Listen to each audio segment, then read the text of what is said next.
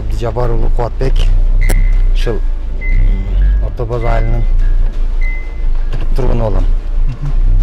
Ошол биздин жайыбыз Көктеректе мына. Азыр биз Төрткөчөгө келдик мына. Төрткөчө. Бул жак Баткен.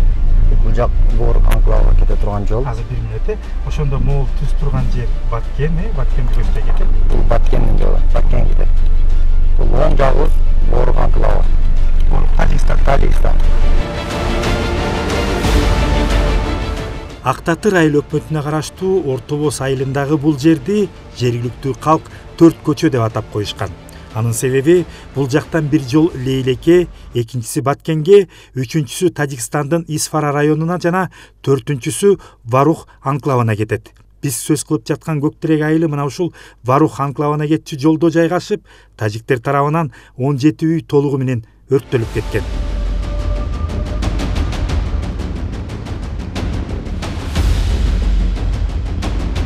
Отуз жаштагы Абдижапар уулу Кубатбек Көктерек айылында туулуп өскөн. Атасынан мурас болуп калган үй мүлкү толугу менен өрттөнүп, азыр 3 баласы, келинчеги жана апасы менен талаада калышкан.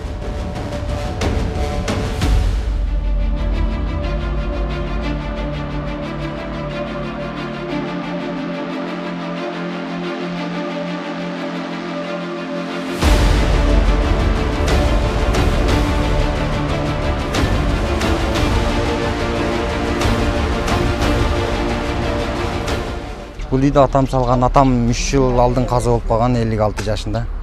Ошол эми атамдын 56 жылдык мээнети текке кетти. Ошол. Бул канчаларда сиздердин үйлөрдү келип ушу талкалап өрттөп башта? Саат канчада болгон окуя? Сиздер каякта элеңиздер? Жабыркаган жоксуздарбы? Биз качып чыккан элек Коңуш айылга. Улар саат 6:30 өттүгөндө 5 менен 6:30 ортосунда үйлөрдү тоноп, жок, кечки. Тоноп, калашынча тоноп, калган нерсесин бардыгы өрт коюп. Сиздердин үйдөн башка өрттөптүр дагы мынакей унуңуздар чачылыптыр. Дагы эмне кылышты булар? Мына ал ун. Мына ундан калганды караң. Унду тартып чыккандар. Жөн эле койбой капты жарып, мынакей унду караңыздар.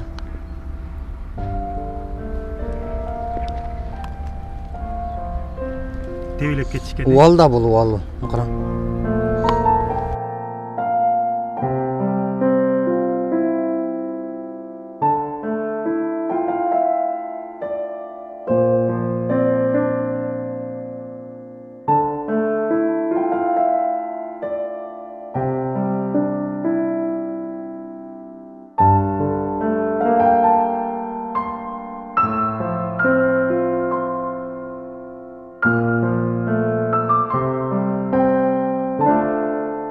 Жер сарай болчу, чоң навес өрттөп, ичинде бир 30-40 тоок болчу. Анын баарын союп, баштарын жулуп, калашынча жеп. Немистер да мындай кылган эмес да. Фашисттер булар алардан да өтүп кетти. Сиздин үйлөрдө жабыркадыбы? Биздин үйлөрдө 2 үй жабыркады, полный 2 машина. Ошо жөнүндө кендирек айтып бересизби? 2 машина бар болчу, ошонун баарын өрттөп, тоноп, эч нерсе калтырган эмес. Оор техникалар менен атканда булар тяжелый. Жада калса тик жактар менен өтүп атат. Даярдан эле киришкен турбай. Булар даярданган, катуу даярданган. Катуу даярданып, ушинтип бизге кол салды. Таңкы саат 4-төрдө муякта башталган. Немистердей кылып кирип келишти булар. Орозонун так ортосунда. Бул жак ошо БТРлер менен аткан мына. Булар сындырып кеткен. Танкалардын октор. Муяка коюп алып аткан. Пол атака кылган. Үйлөрү да полный аткылаган. Эгерде сиздер билбей мындай качып чыкпаганда үйдүн ичинде эле баарыңар эле баягы бардыгыбызды полный өлтүрмөк да. Кирип келген.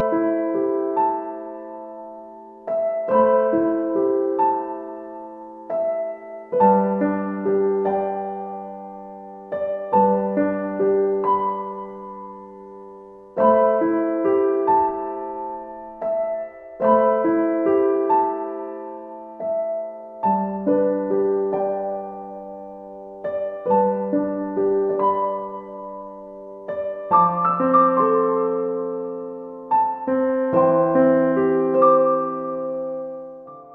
5 balam var edi.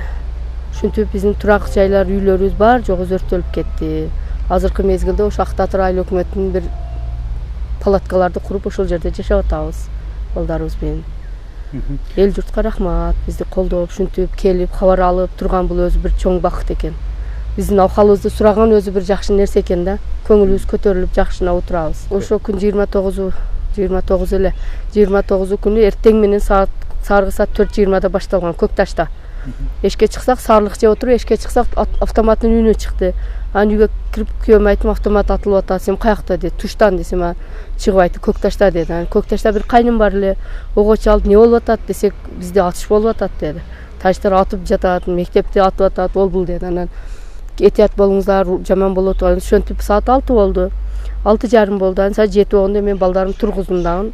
Күйөөмдө айттым, буларды алып чыгып коюң, келиним бар эле, балам, кызым, алып чыгып коюң, буларды Актатырга дедим. Машинаны ham алып чыгып коюң, булар өрттөп салат десем, мен алып чыгып кетти. 8 болду, 9 болду. Кошуналарым уже өкмөттөн чыгарып кеткиле, бала чакалар деген неме келди. Бала чакалар бар чыгып кетти. Анан 7-8 солдат менен 6-7 өз шуманагандай балдар. Анан бир эже экөөбүз калдык. Дайым эле уруш болсо биз качпайбыз. Вообще үй жайың таштап эле калсаң өрттөйт, тонойт деп. Анан мунусу качпай отурсак обед болду. Обедтен кийин саат 2:30 уже бул заставада алыстан алып берчү камера бар экен да. Ошо заставадан приказ келди, бетте солдаттарга уже айылда эч ким калбай чыксын. Что пас жакта, Чарко жактан 3 БТР, 1000 чакты гражданский военный аралашып келатат деди. Тез чыгып кеткиле дедилер. Ушу анан шу жери менен ушундайга 4 адам болуп чыгып кеттик да. Бир коңшумдун больной чалы бар эле. 70ке кирген. Ол чалыны жетеледи, мен олордун сумкасын көтөрүп, анан бир кайным бар эле, ону алып төртөөбүз чыгып кеттик. Уже биз чыгып кетип атканыбызда октор атылып атты. Биягыбыздан өтүп атат, биягыбыздан жаткыла, тургула деп ошолорду алып чыгып кеттим да. Төртөөнү алып чыгып барып анан мектебибиздин алдыга жеттик. Ушундан бери анан олорду Рабатка качырып жүгөрүп, өзүм ана Актатыр территориясында эле жүрөм. Кийин уже аркабыздан саат 5 болгондо анан күйөөмө чалып, не болду десем, уже биздин үйлөр өрттөнүп атат деди. Вообще капкара жалын чыкты да бияктан. Өрттөнүп атат деди. Анан не кылдык? Ыйладык, бакырдык. Ошентип ошол жерде туруп калдык да. Жашаган үйүң болгондон кийин кыйын экен да, мынчалык мыкаачыларды биз бу дүйнөдө көргөн эмеспиз да. Ушундай жакшы күндөрдө ушинтип канча жылдан бери коңшу жашаган тажиктар ушинтип талкалап кетти да.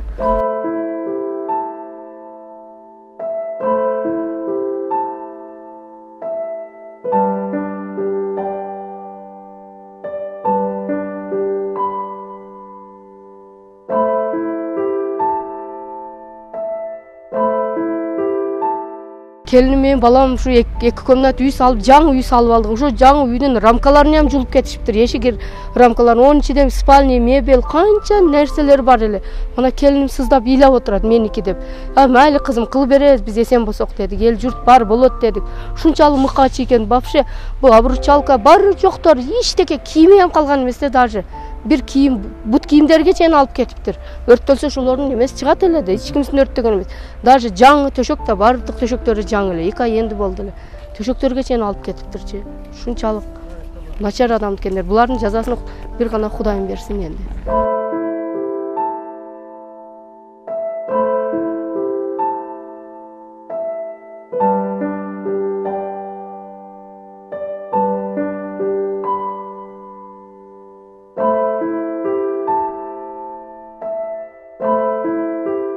Эркебай азыр 11 жашта.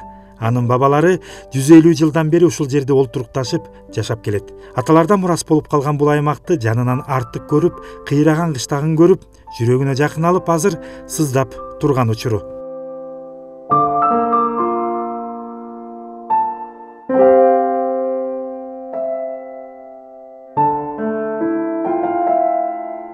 Азыркы убакта биздин үй күйүп кеткен.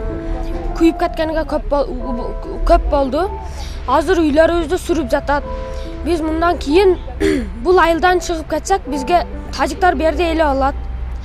Ошондуктан биз берден чыкпайбыз. До конца чек болобуз.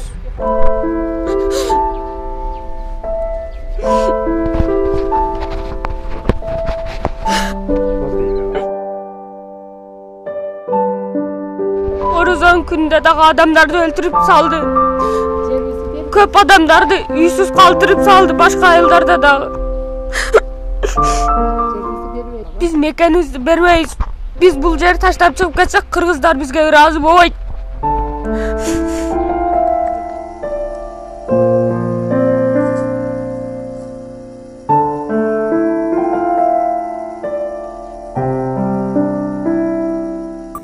Программаны тартып жүрүп, андагы видео тасмаларды боордош түрк калкынын түштүктөгү өкүлдөрүнө капыстан көргөзүп калсам, кичинекей чек арачы Эркебайдын тагдыры аларга өзгөчө таасир калтырды.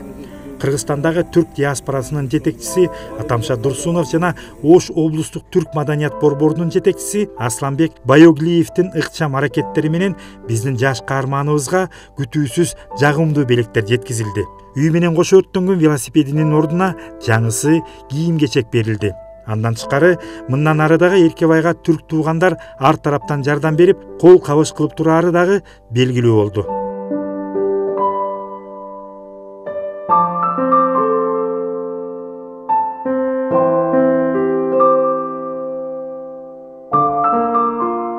Ош облусунда жашаган түрк эли өзү элибиз айылдарда өзүнүн демилгелери менен биргеликте ошол колунан келген жардамдарды берип, ошо Баткен элине ушундай башына ушундай мүшкүлдүк түшкөнүнө карап, ошо жөн турбай өзүбүздүн көңүлүндөн неме чыккан болсо, кандай жардамды керектүү жардамдарды алып келип, биз ошо Баткен элибизге алып келип тапшырып кеткенбиз.